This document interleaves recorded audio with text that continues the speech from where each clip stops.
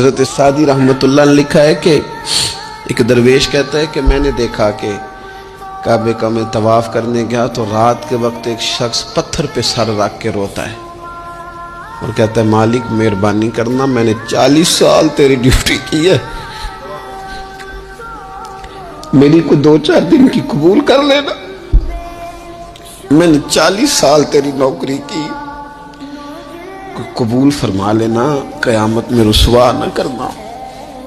وہ شخص کہتے، بزرگ کہتے میں سمجھا کو بڑا گناہگار ہے،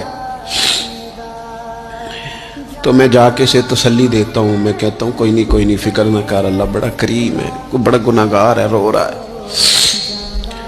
کہتے ہیں جب میں قریب گیا اور میرے قدموں کی آہٹ اس بزرگ کے کانوں تک گئی اور انہوں نے سر اٹھایا تو میں تو تڑپ گیا۔ یہ تو بغداد کے پیر غوث اعظم جیلانی ہے۔ اب دیکھو نا، راتی ساری کر کر زاری نیند اکھاں دی توندے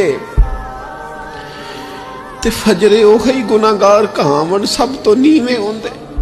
کہ میں نے 40 سال کی ہے تیری ڈیوٹی، تیرے دین کی نوکری، کو 2-4 دن کی، چل زیادہ نہیں، تو اسے قبول کر لینا تاکہ بات بن جائے۔